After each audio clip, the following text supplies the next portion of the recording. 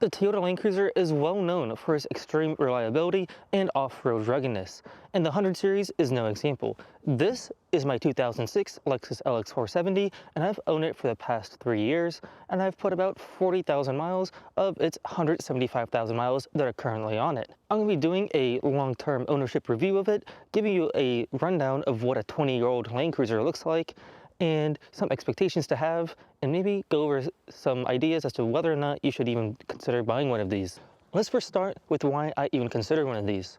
About 3 years ago, I was looking for a new daily driver, and I wanted a 4x4 vehicle that could do occasional off-roading, was extremely comfortable to drive with nice creature comforts, and could tow a car and haul along all my belongings with me as I was moving around. So naturally, I kind of gravitated to the Landcruiser. Something like this could easily just be a good jack-of-all-trades vehicle, and so I settled on this Lexus LX 470 down in Maryland. I paid $13,000 for it, and I wanted to get something that stayed most of its life outside of the snow belt, but unfortunately this thing did spend a lot of time in Pennsylvania, so it was a little crusty underneath, but nothing too serious. Underneath the hood here, we have our 4.7 liter 2UZ FE V8 with the variable valve timing, which was only available from 2006 and 2007 in the 100 series. And if you're going to go pick up a 100 series, I would strongly recommend you try and find a clean example with this engine, because you get an extra 40 horsepower and about the same fuel economy, but that 40 horsepower makes a big difference.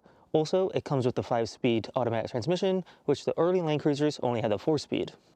Reliability-wise, these engines are dang near bulletproof. The only thing that you have to watch out for is the timing belt service, which should be done every 100,000 miles or so. The other Achilles heel of this engine is the coolant tees in the back for the heater. Those go bad because they're made out of plastic, they're brittle, and then they break. So that'll leave you stranded. But you just service those at the same time as you do your timing belt, and you'll be covered between each interval. So as a 20-year-old car, how does it drive on the road? Well, this drives very nice. The transmission shifts very smooth and effortlessly, and the upgraded V8 has plenty of power to get out of its own way. I mainly drive this thing around town and on the highways, and around town, this thing is awesome. I love driving it. Really commanding presence on the road, nice and high up. You can get over everybody's super bright high beams, and I don't get blinded at night. As this vehicle has aged, you can probably see that this seal out here is not original, and there's a little bit of an air leak that happens on the highway. You get a little bit of wind noise, but besides that, it drives really nice. You can cruise 80 miles an hour on the highway with no problem, and you can still talk to the passenger next to you. Now, inside the car, the interior is wearing pretty well, except for 2 parts, and that is the steering wheel, and then also the seat, which is tearing. But otherwise, the rest of the vehicle looks pretty well. But this infotainment system is absolutely ancient, and it's barely usable in this day.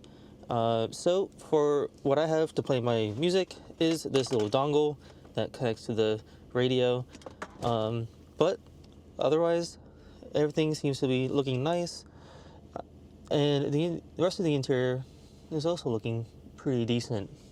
Alright, now that all that stuff is out of the way, let's go over some of the maintenance and ownership costs that I've had associated with this car. First, let's start with what I had to fix when I initially bought this LX. Before I purchased it, I got a pre-purchase inspection, which showed that the tires were worn, steering rack had play in it, and one of the wheel bearings was loose. So I had a local independent shop replace the steering rack, inner and outer tie rods, wheel bearing, and get an alignment done. In total, that sent me back around $2,000. Next, I had to address the tire situation. I bought a new set of Michelin Defenders, and after mounting and balancing, the cost was just over $1,000.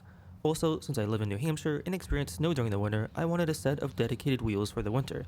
I bought a set of second-hand Lexus rims off of eBay and wrapped them in Bridgestone Blizzaks for my winter tire setup. That sent me back around $1,700, so in total, all the wheels and tires for this LX was $2,700. Next, let's look at some of the off-road related damage that I incurred. Blasting through deep mud puddles and bouncing off of some rocks wasn't totally kind to the drivetrain and charging system. After a particularly deep mud puddle, my alternator started to malfunction and was overcharging the car at over 18 volts. That definitely shortened the lifespan of the alternator, as it didn't last too much longer after that trip, and caused both my headlights to burn out, which made for a fun drive back home in the dark. set of headlight bulbs later, and a new alternator set me back about $300. This trip also dramatically shortened the life of one of my CV axles. The boot must have torn during one of the mud holes and allowed a slurry of muddy water into the CV axle, causing it to start shredding itself. A Toyota remanufactured CV axle sent me back around $700. After handling most of the repairs myself, I made the mistake of taking this to the Lexus dealer for service, and let's just say I won't be doing that again. I got new fluids in all the differentials and transfer case, rusty parking brake linkage replaced, wheel bearing serviced, and swapped out a frozen rear caliper, all for a painful $2,211 for things I definitely could have done myself. Finally, let's cover the age-related problems that I addressed myself. I installed new OEM Landcruiser shocks front and rear, and also installed new ball joints since the boots were cracked and no longer sealed against the elements. I also installed new bushings for the sway bar and sway bar end links for the front since they were disintegrating, and this suspension work really transformed how the car rides and handles. All of this was roughly $500 in parts. Second major thing that broke was the heater tees behind the engine. I noticed this was a problem since I noticed a pretty substantial puddle of coolant underneath the car after driving, so brand new Toyota hoses and heater tees were installed to the tune of $270. The exhaust was starting to turn into Swiss cheese thanks to the New England winters and was ready to fall completely apart.